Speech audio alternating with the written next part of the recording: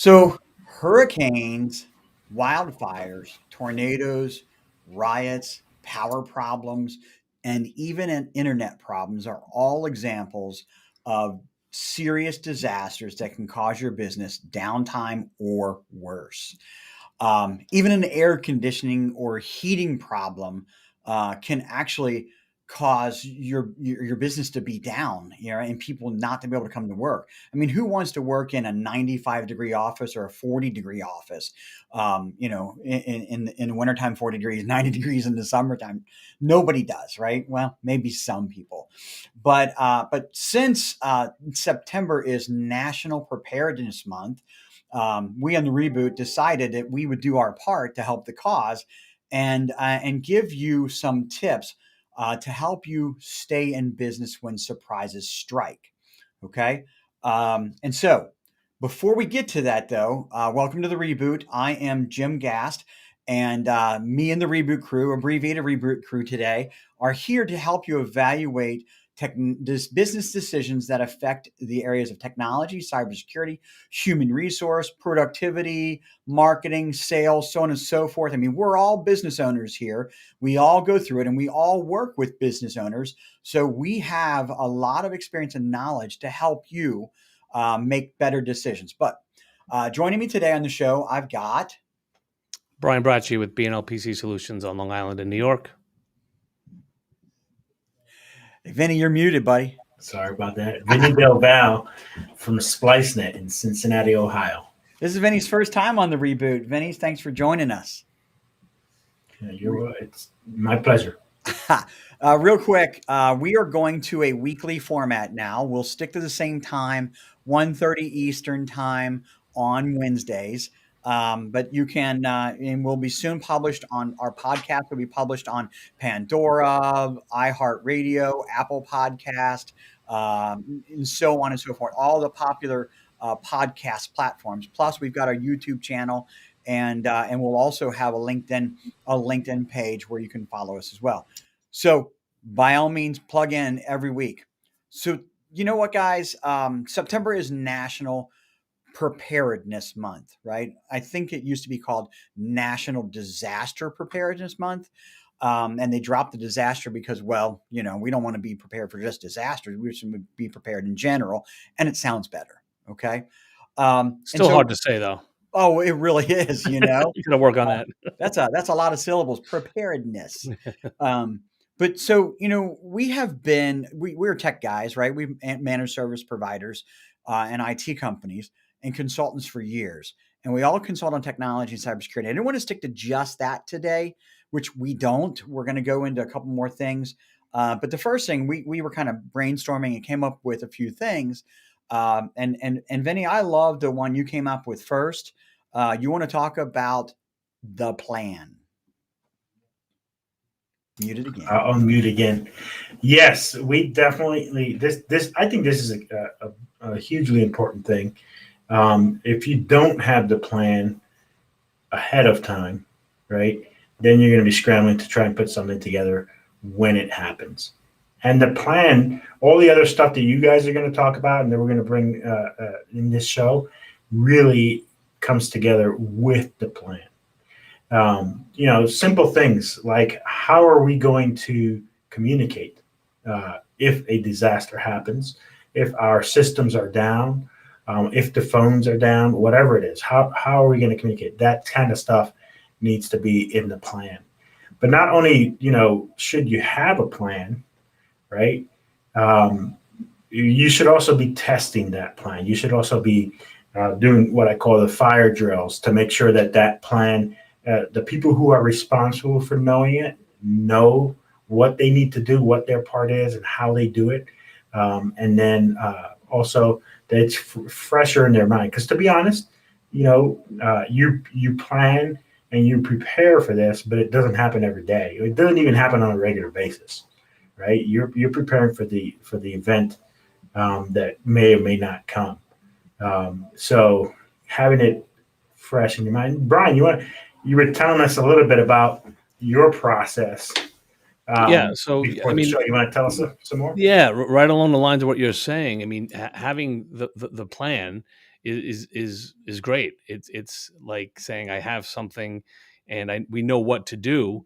But what we like to do is twice a year actually go out and execute that plan and see how well things are working, because we all know that technology changes. Maybe there's changes to the infrastructure throughout the year that need to be added to that plan, and simply could be forgotten to be added, or, oh yeah, you know what, we do this now, we don't have to do this, and make that change.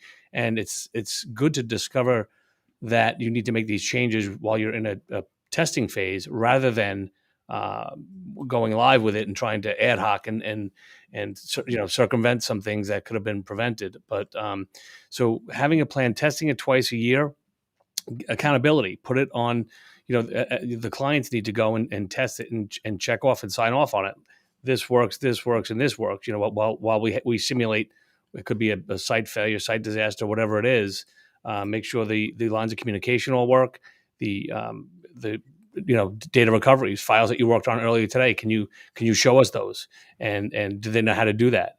And then signing it off and keeping that documentation. So, and that helps everybody, because these insurance companies now, they're looking at, what's your cybersecurity policy? What's your incident response plan? How often do you test it? Well, here you go. Here's what we do once, twice a year, and we get it signed off on. So doing your diligence and getting that stuff done is great. But again, active testing is crucial. I also thought on that particular topic is that so we do the plan, right, and test the plan, and so that'll keep it fresh in our minds. But what about the new people that we're hiring in?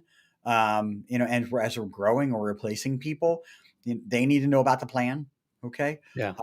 And in addition to that, I really believe that the plan should be in paper form and electronic form, and should exist at everyone's house as well as the office. Now, not all parts of it have to be, like, what do we do if we've had a cyber attack? Well, that doesn't have to happen, be at somebody's house. But what do we do if we're closed because of a snow emergency, or civil unrest or something like that? Everybody should have something at their house. They go to them and say, "Oh, that's what we do," right? And they shouldn't have to guess, especially the new people, Yeah. right? You definitely don't want that to happen. Even things at home, I'm the guy that has 4 20-pound propane tanks that are all empty. We plan for backup, but you don't execute. You don't have it in place. It's useless at that point. Mine are empty because I grilled too much. Yeah, I think education of that plan is key, even for folks who have been with the company for a long time. And that's why the fire drills, or the regular testing of that, of those plans is important. But also, making sure that folks review it on a regular basis as well. And don't leave it to chance. Put it on the calendar, schedule it, make sure that people are actually doing it.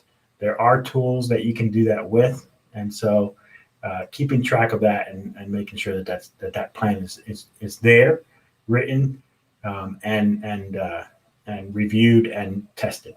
It doesn't have to be fancy either, does it? Mm-mm. Doesn't have to be fancy. I mean, seriously, it could be a couple of pages in a document, and you just add to it as time goes on, because we don't prepare for hurricanes in Cincinnati, right? Well, the last time one blew through, it was the remnants of one, and it really knocked Cincinnati for a loop. Nashville, they probably don't prepare for snow emergencies, right? But one happens, and you add it to the plan, because now that's going to start happening. So, Brian, you were talking about internet, right? And something to do with internet. You want to kind of talk about that a little bit? Yeah, I think most businesses, a lot of our clients, have their primary internet service, and that's what they're fully dependent on for all their staff. But we've been in situations a couple of times in the last 12 to 16 months where that primary internet goes down. We don't have an option where my office is in this industrial park. We don't have the option for an affordable backup internet solution. So what we did, and what we have some clients doing, is we purchased a cellular backup plan. And that way that works is you get a piece of equipment, costs you a couple $100, and then you check with your carriers, see who's got the best service: Verizon, T-Mobile, Sprint, whoever it is, AT&T, and you get a SIM card from that carrier, and you tell them you want an internet only plan. we're paying $50 a month, but in the event you lose that primary connection, again, is it, it's not going to be as fast as what you have now, but it is certainly workable. You're not going to be streaming. I'm not going to be doing stuff like this on that. Not going to be doing any live streams or anything, but your business can function, and it's a small price to maintain that consistency when you have an outage. Yeah. Yeah, and I think you mentioned speed. 5G is really changing that, right? And as it gets more widespread, I think it's definitely making a huge impact. Not only that, but a lot of firewalls now have the capability to have that technology built in. Failover built into it, yeah, certainly. Yeah. That Cradle Point is a great solution. Here's what you're not going to be able to do with it. Probably a lot of incoming VPN connections are probably not going to be possible. But can the most important people accomplish the jobs that they want to? I think so. So I definitely would steer towards a cellular backup for the smaller businesses. We have clients, that have 2 fiber circuits coming in, right? Redundant. We have and we have them set up, but at one point they went down, and the likelihood of that is really not, but it happened, So then you need a tertiary at that point, but it's not an option. But I would say most small businesses, at least out here, a cellular backup is definitely an affordable and the most reasonable plan that's going to keep you guys in business. Yeah, you got it. So yeah, good one there. And so then let's kind of touch about this kind of, in a way, may negate a little bit of the necessity of an internet backup, and that's considering cloud applications today, okay, versus on-premise technology. Vinny, what are your thoughts on going to the cloud, and what benefit does that give you in a catastrophe situation, or a riot, or tornado, wildfire, power, AC problem? Yeah, so definitely it's a huge advantage. That's one of the biggest advantages of going to the cloud is which is high availability, right? It's not dependent on your electricity. It's not dependent on your internet. It's not dependent even on your building, right?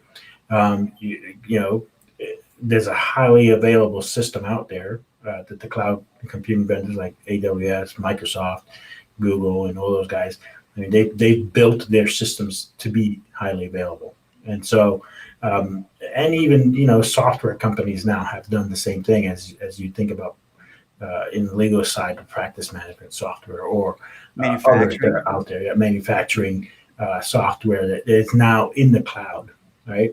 ERPs are in the cloud. And so all these, the advantage is that you doesn't depend on anything at your location to do that. And there's some caveats to that. Some vendors secure it so that you can only connect to them from your IP and such. And so you have to consider those things when you're planning, when you're making your plan. How do we get around that and such? But for the most part, the high availability of that is the key.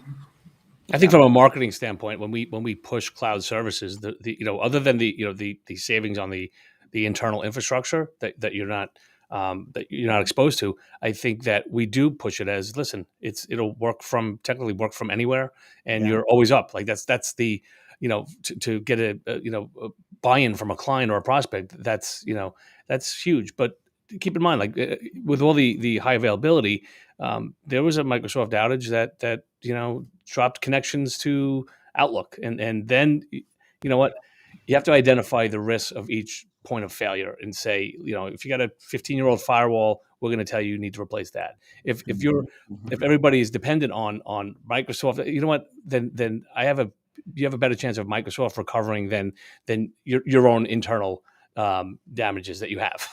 and what's really funny is you talk about the single points of failure, Brian, and let's not kid ourselves. A cloud provider is a single point of failure. Mm-hmm. Now they should be mitigating. Any cloud provider worth their weight in lead, for that matter, would be mitigating single points of failure in their environment. But you should consider them as a single point of failure. And even a solution like a Mimecast that we use for our customers can be a fallback for your Microsoft 365 email. Microsoft 365 email goes down, no problem. Everything goes through Mimecast for security anyway. Now it is a failover, and you can send and receive through your Outlook, through your phones, just fine, without any outages, right? You Because stole my thunder, Jim. oh, you know I was going to, right? Yeah, no, but that's what I was just about to get into that a little bit as well, and I'm glad you mentioned it, because there are ways that you can layer the cloud technologies to minimize even when they go down, right? Yeah. And it might not be everything, but you need to identify what those critical systems are, and if you want to implement some type of layered approach to it, so that if for example Microsoft goes down, and they have in the last year multiple Everybody times, has, everybody. right? And they have been extensive outages.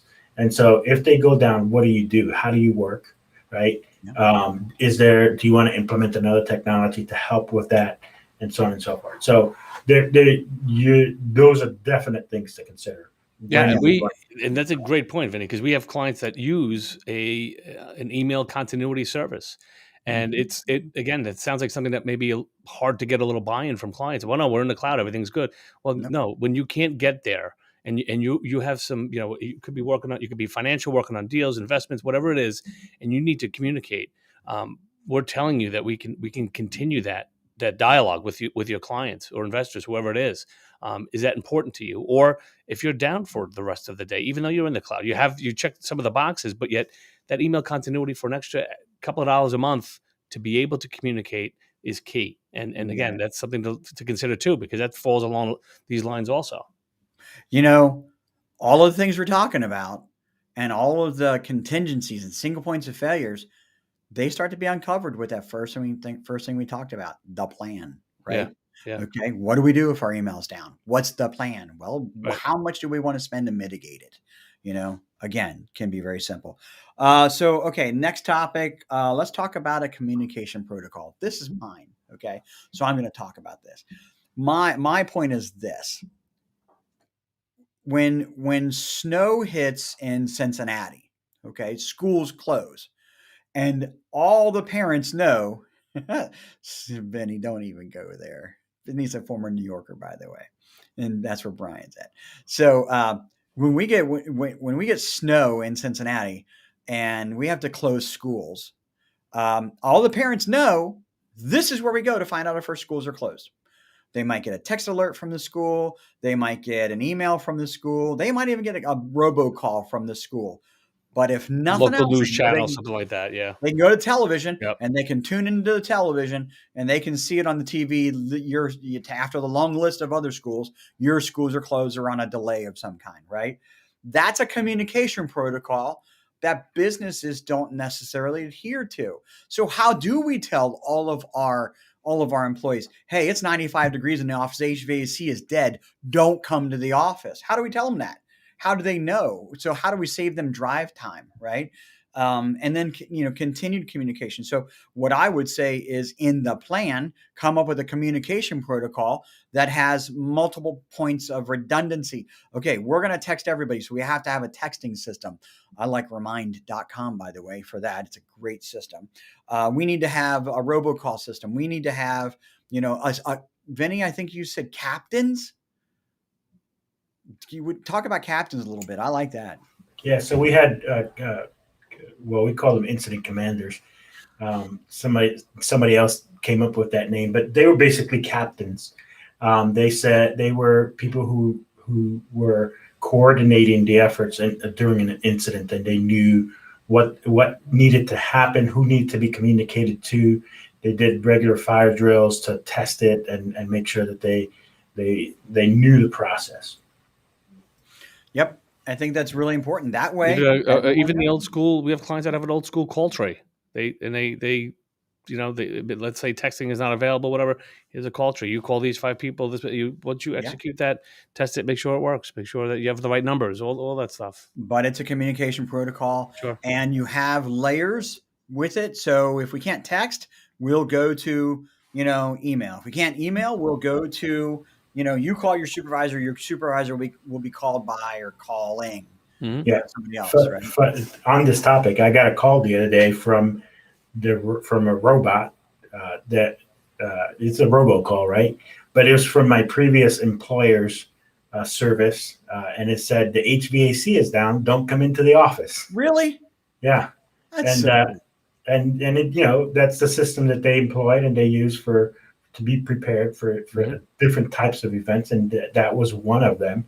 Right now, I don't work for them anymore, so I said, okay, please take me off this list. But that's the type of stuff, things that you can do to be prepared or to Yeah, good communicate. idea. Good idea. Guys, let's talk about phones, right? COVID hit, right? Everybody started scrambling. What do we do? How do we keep our phones ringing?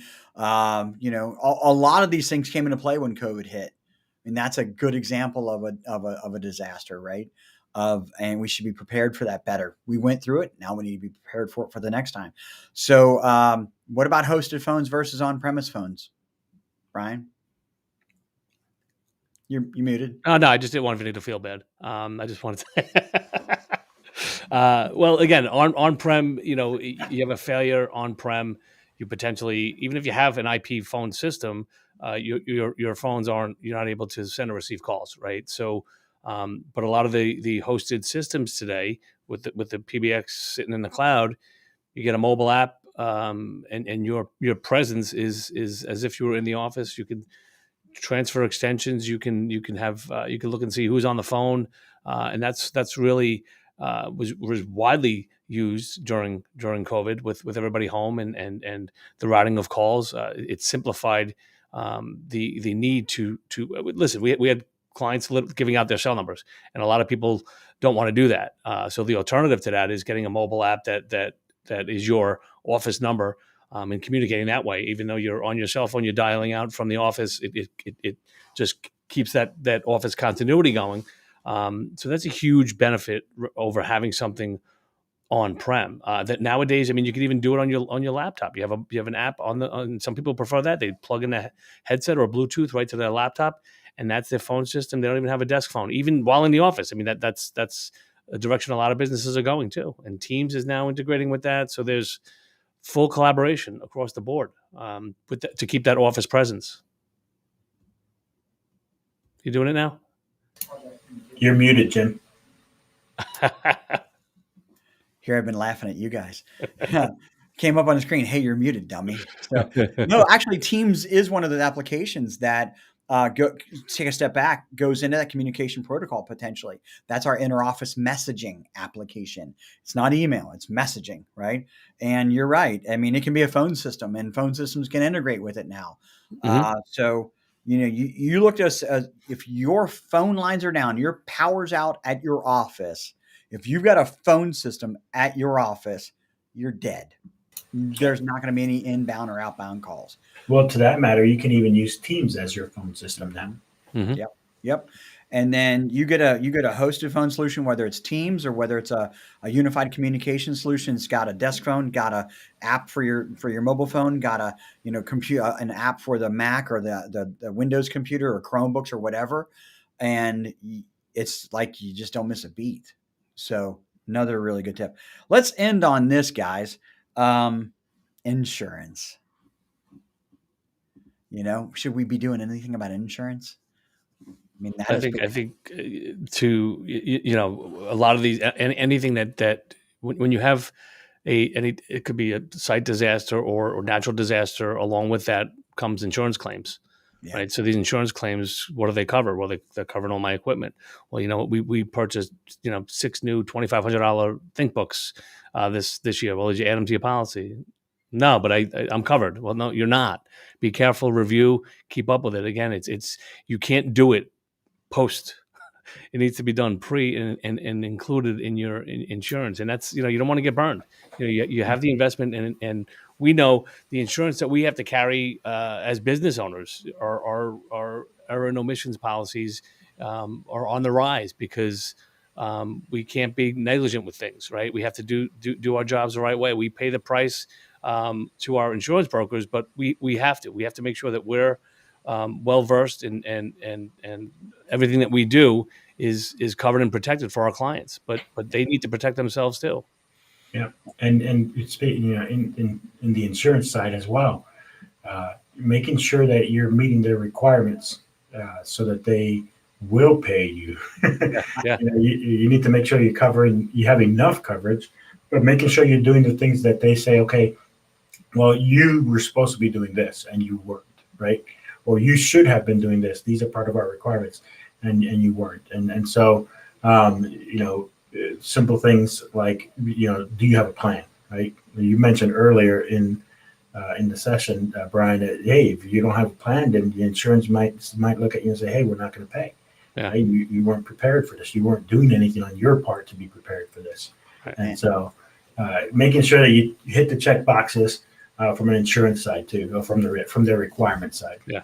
I'm going to add to this, when it comes to insurance, these are legal documents. You should not just be listening to your insurance broker. You should have a qualified attorney review these documents, give them scenarios, talk about what's not covered. It's just that simple. There's so many little nuances, right? And when you need it, you don't want to find out then. You want to try to Too find late. out. Yeah. Yeah, it's way too late. So, guys, I think we hit National Preparedness Month. Hey, I want to just say one thing before we break. Somebody might ask, hey, what about backups, right? Oh, we didn't say back. Oh, I got on the list. I missed it. Sorry. We did not. We did not talk about backups. We take that as a given, right? Yeah. It's so important. I think everyone knows that. I think everyone understands that. Having the right systems in place is important. Testing those systems, like Brian mentioned on the plans, right? It's just as important to test the backups, and have regular, real life scenario type of tests in them. But backups are hugely important a huge part of this preparedness. We didn't focus on it today because we thought, this is just a given, right? But make sure you have the right system. Absolutely. You got it.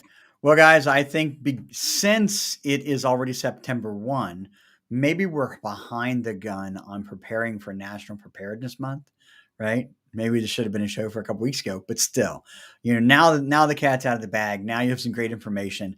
Take these things. There's so much more. Again, we just wanted to give you a top 5, 6, 7 things to kind of help you along. So, Brian, Vinny, thanks a lot. Thanks, Jim. If you have any questions after the stream, if you're watching the stream or catching the podcast later on, you got a question, you can find us on LinkedIn. Just hashtag the Reboot, and you'll find all of our posts and such.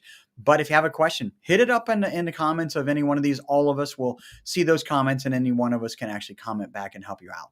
So, guys, thanks again. Really appreciate it. Thanks for joining us, everyone.